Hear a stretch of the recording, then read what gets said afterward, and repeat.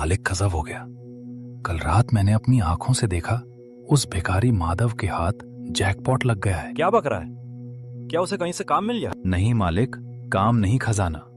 उस कमबख्त गधे ने जमीन खोदकर एक तांबे का कलश निकाला है जिसमें चांदी के पुराने सिक्के भरे हैं। माधव और उसकी पत्नी ने उसे अपनी झोपड़ी के कोने में गाड़ दिया है। चांदी के सिक्के मेरे इलाके की जमीन से निकले हैं तो वो मेरे हुए। मती रहने दो, इन गीली लकड़ियों से आग नहीं जलेगी। वैसे भी पतीले में डालने के लिए दाना तक नहीं है, तो आग जलाकर क्या करोगी? आज नहीं तो कल तो जलेगी ही ना। और आप ऐसे हार मानकर क्यों बैठे हैं? बच्चों को सुला दिया है, पर कल सुबह जब वे उठेंगे और माँ भूख लगी है कहेंगे, तो मैं उन्हें अपनी ममता खिलाकर चुप नहीं करा पाऊंगी। आज मंडी गया था। आरती से कहा कि मुझे कोई भी काम दे दो, बोरी ढोने का या सफाई का, पर उसने धक्का देकर निकाल दिया। बोला कि माधव, तेरे जैसे 100 भिखारी रोज आते हैं। सुमति, मेरी ईमानदारी मुझे रोटी नहीं खिला पा रही। ईमानदारी रोटी नहीं देती, पर चैन की नींद जरूर देती है। आप घबराइए मत। सुना है गांव के उस पार जो नया रास्ता बना है, वहाँ पत्थर तोड़ने वालों की जरूरत है। कल हम दोनों वहाँ चलेंगे। नहीं, तुम पत्थर नहीं तोड़ोगी। तुम्हारी तबीयत पहले से ठीक नहीं है। और वो दुर्दिन सेठ आज रास्ते में मिला था। अपनी बड़ी मूंछों को ताव देते हुए बोला, माधव, अगर इस महीने के अंत तक ब्याज नहीं चुकाया तो तेरा वो 2 बीघा खेत मेरा हो जाएगा। सुमति, वो खेत मेरे बाबूजी की आखिरी निशानी है। भगवान सब देख रहा है जी, वो रास्ता जरूर दिखाएगा। अगली सुबह बारिश रुक चुकी थी। सूरज की पहली किरण कीचड़ भरे रास्तों पर पड़ रही है। माधव काम की तलाश में गांव से दूर निकल जाता है। रास्ते में उसे एक पुराना बरगद का पेड़ दिखता है जिसके नीचे एक बूढ़ा फकीर निढाल पड़ा था। बाबा, अरे बाबा, आंखें खोलिए, क्या हुआ आपको? फकीर कुछ नहीं बोलता, बस अपने सूखे होठों की ओर इशारा करता है। माधव के पास अपनी छोटी सी पोटली में थोड़ा सा पानी था जो वह खुद के लिए लायास था। वह बिना सोचे पूरा पानी फकीर के मुंह में डाल देता है। जीता रहे बेटा, तूने एक मरते हुए इंसान को जीवन दान दिया है। इस कलयुग में जहां लोग अपनों को नहीं पूछते, तूने एक अजनबी की प्यास बुझाई। बता, तेरी आंखों में इतना गहरा दुख क्यों है? बाबा, किस्मत ने मुंह मोड़ लिया है। घर में दाना नहीं, सिर पर कर्ज का पहाड़ है। बस जी रहा हूं क्योंकि मरना कायरता है। किस्मत मुंह नहीं मोड़ती, बस सो जाती है। जा, उस झाड़ी के पीछे देख, वहां एक गधा बना है। उसका मालिक उसे वहीं छोड़ गया क्योंकि वो बूढ़ा लग रहा था। पर वो बूढ़ा नहीं, जादुई मेहनत का प्रतीक है। उसे ले जा, वो तेरी दरिद्रता को ढोकर बाहर ले जाएगा। गधा बाबा, मैं उसे क्या खिलाऊंगा? तू उसे प्यार और मेहनत की घास खिलाना। वो तुझे सोने के दिन दिखाएगा। जा, देर मत कर। माधव झाड़ी के पीछे जाता है। वहाँ एक मजबूत गधा खड़ा था। उसकी आंखें बहुत शांत और समझदार लग रही थी। माधव जैसे ही उसके पास जाता है, गधा अपना सिर माधव के कंधे पर रख देता है। माधव गधे को लेकर घर आते हैं। गांव वाले उसे देखकर हंसने लगते हैं। अरे ओ माधव, काम नहीं मिला तो क्या आप गधे चराएगा? माधव कुछ नहीं कहता, वो सीधा अपने घर चला आता है।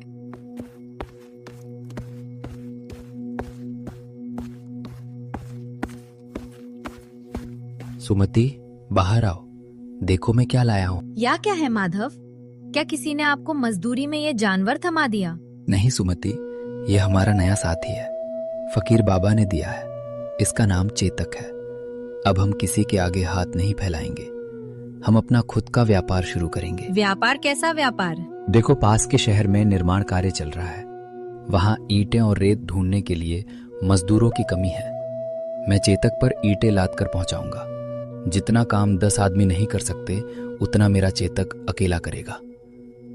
बस तुम आज रात इसके लिए थोड़ी सूखी घास का इंतजाम कर दो। अगर आपको भरोसा है तो मुझे भी है। चलिए, आज पहली बार लग रहा है कि घर में कोई नया सदस्य आया है। उस रात माधव और सुमति भूखे सोए, लेकिन चेतक को उन्होंने भर पेट चारा खिलाया। चेतक भी रात भर उनकी झोपड़ी के बाहर पहरा देता रहा। दुर्जन सेठ की हवेली पर वो अपने आराम कुर्सी पर बैठे माधव के बारे में सोच रहा था। तभी उसका वफादार नौकर कालिया उसके पास आता है। क्यों बे कालिया? सुना है वो माधव आजकल बहुत हवा में उड़ रहा है।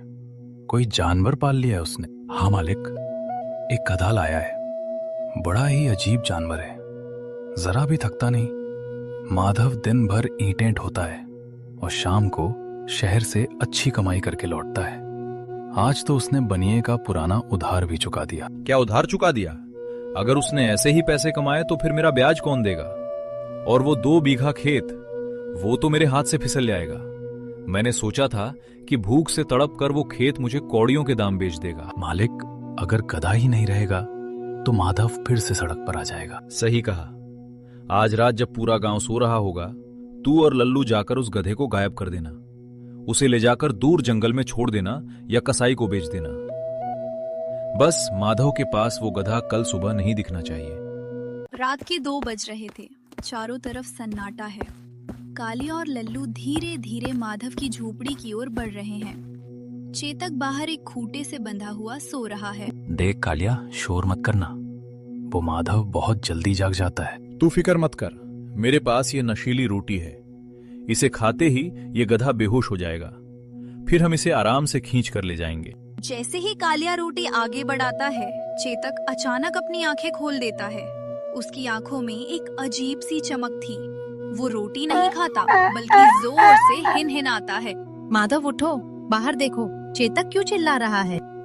कौन है वहाँ? कालिया और लल्लू अंधेरे का फायदा उठाकर भाग निकलते हैं, लेकिन उनकी एक चप्पल वहीं छूट जाती है।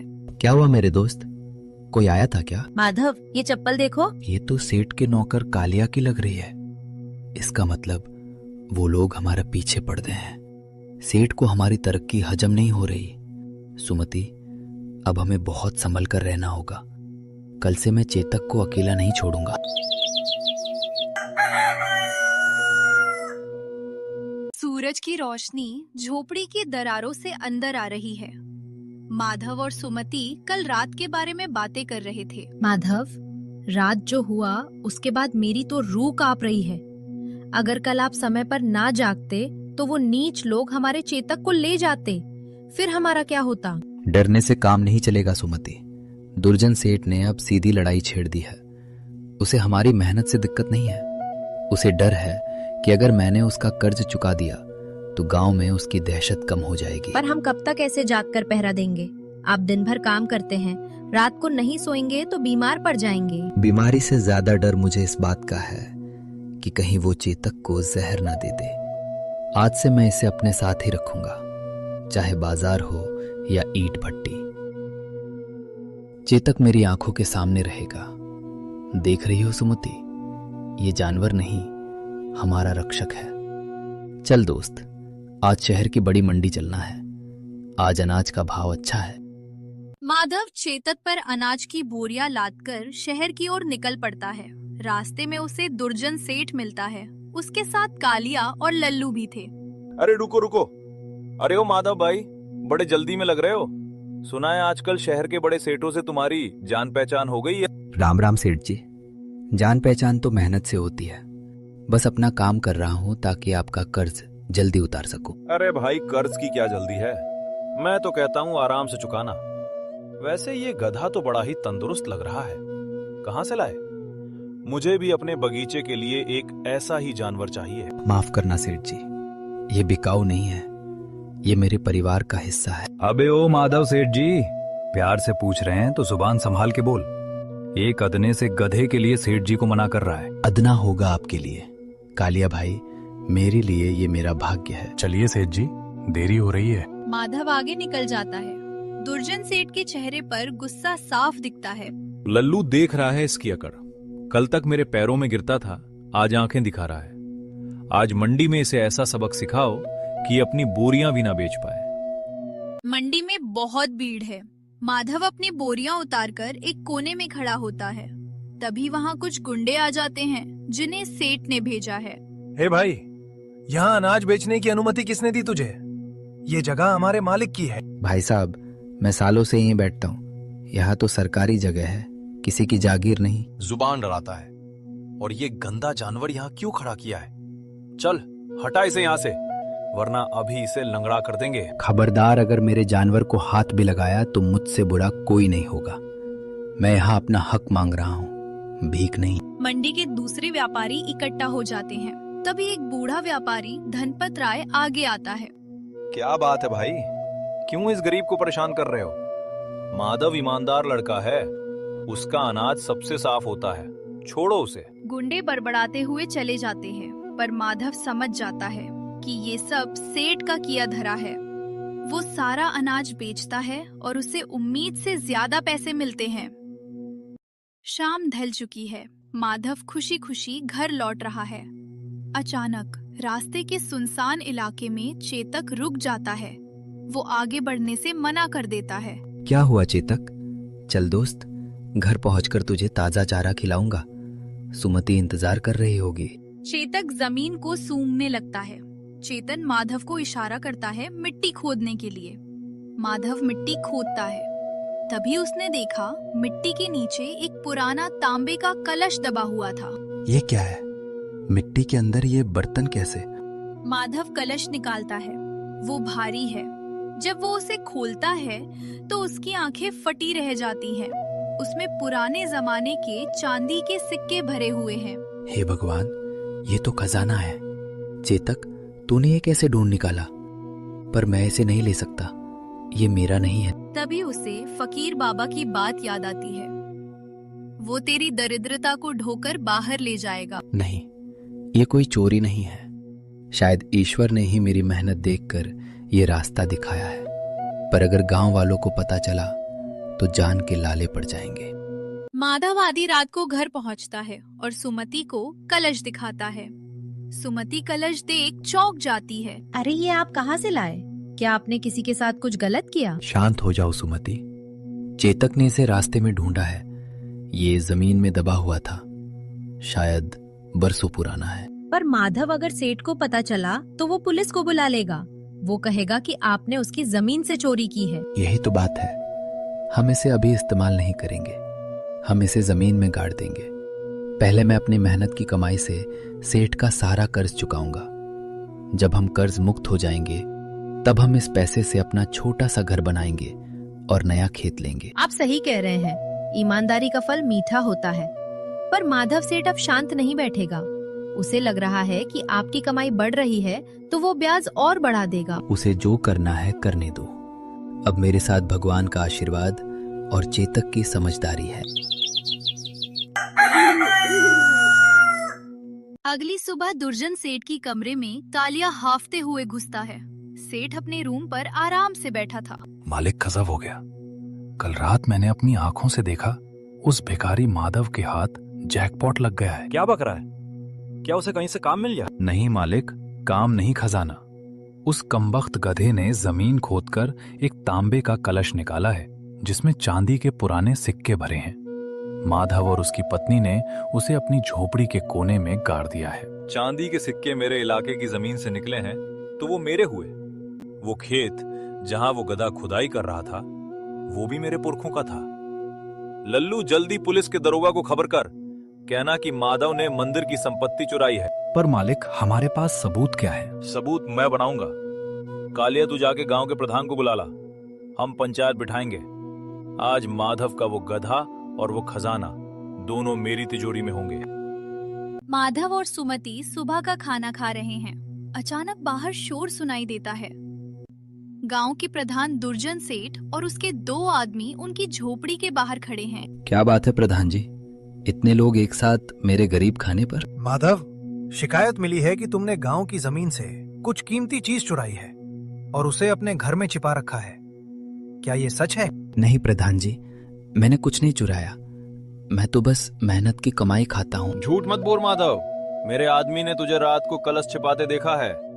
कालिया, लल्लू, तलाशी लो।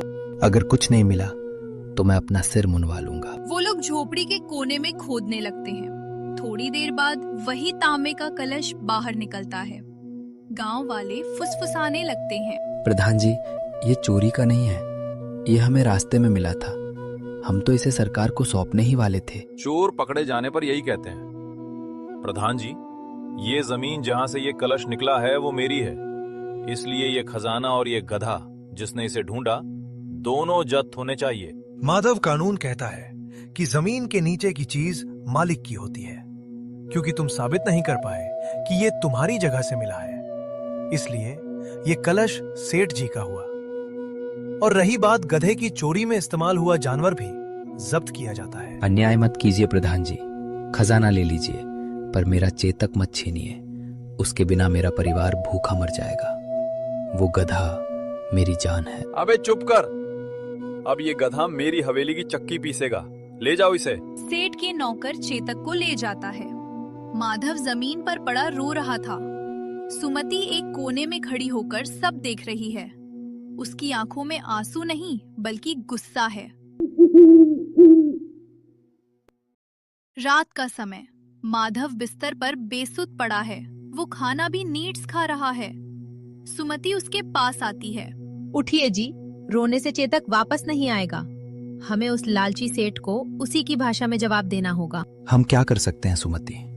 उसके पास पैसा है, पावर है, प्रधान भी उसका दोस्त है। पर उसके पास अकल नहीं है, सिर्फ लालच है।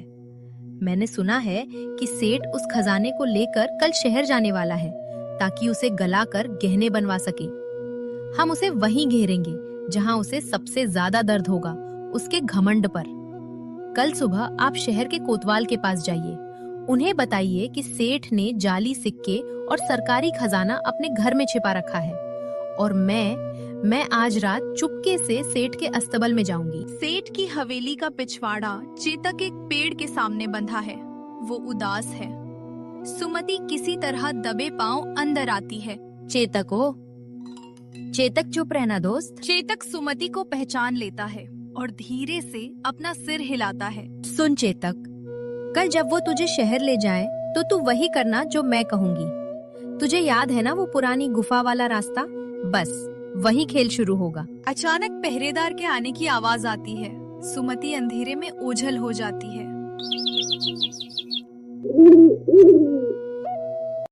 अगली सुबह सेठ जी चेतन की पीठ पर बोरिया के साथ खजाना छुपाकर शहर ले जा रहे थे। रास्ते में सुमति भेष बदलकर एक बूढ़ी औरत के रूप में मिलती है। ठहरो सेठ जी, आगे मत जाना। आपके गधे पर काल का साया है। ये गधा जिसे भी छुएगा वो पत्थर का बन जाएगा। बुढ़िया, रास्ता छोड़। मैं इन अंधविश्वासों को नहीं मानता। यकीन नहीं आता तो देखिए, ये गधा अब रुक जाएगा और तब तक नहीं चलेगा जब तक आप खुद इसकी पीठ से बोरियां नहीं उतारते। और जैसे ही आप इसे छुएंगे, आपके हाथ सुन्न होने लगेंगे। सुमति इशारा करती है और चेतक अचानक बीच सड़क पर पत्थर की तरह जम जाता है। सेठ के नौकर उसे मारते हैं, पर वो हिलता तक नहीं। अरे ये चल क्यों नहीं रहा? लल्लू, धक्का दे इसे। तभी वहाँ पर धूल उड़ती हुई दिखती है। एक सरकारी पुलिस की गाड़ी, उनके साथ माधव भी है, जिसने शहर जाकर शिकायत की थी। ये शहर के सख्त कोतवाल विक्रम सिंह हैं। उसके साथ 2 हवलदार भी थे। हुजूर देखिए, वही है दुर्जन सेठ। अपनी बोरियों में सरकारी खजाना छिपाकर भाग रहा है। रुक जाओ, कोई अपनी जगह से नहीं हिलेगा। हवलदार, फेरा डालो। सेठ कोतवाल को देखकर टीला पड़ जाता है। वो अपने हाथ जोड़ने लगता है। अरे कोतवाल साहब, आप यहाँ? साहब, ये माधव झूठ बोल रहा है। मैं तो बस अपना अनाज शहर बेचने जा रहा हूँ। अनाज? तो फिर ये माधव कह रहा है कि तुमने इसके घर से जबरदस्ती खजाना और गधा छीना है, और सुना है इन बोरियों के नीचे कुछ और भी हैं। नहीं साहब, ये गधा तो मेरा ही है और बोरियों में सिर्फ गेहूं है। झूठ, सरासर झूठ। साहब, इस गधे पर साक्षात न्याय के देवता का साया है। ये गधा तभी चलेगा जब इसका असली मालिक इसे पुकारेगा। अगर ये सेठ का गधा है तो सेठ इसे चलाकर दिखाए, और अगर ये नहीं चला तो समझ जाना कि इसके नीचे पाप छिपा है। ठीक है सेठ, अगर ये जानवर तेरा है तो इसे 2 कदम आगे चलाकर दिखा, वरना मैं अभी इसकी तलाशी लूंगा। सेठ घबराकर चेतक के पास जाता है। वो उसे पुचकारता है, खींचता है, यहाँ तक कि उसके कान में चिल्लाता है, पर चेतक 1 इंच भी नहीं हिलता। चेतक अपनी आंखें बंद कर लेता है, जैसे वो वहाँ है ही नहीं। मालिक, ये तो पत्थर हो गया है। बुढ़िया सच कह रही थी, ये शापित है।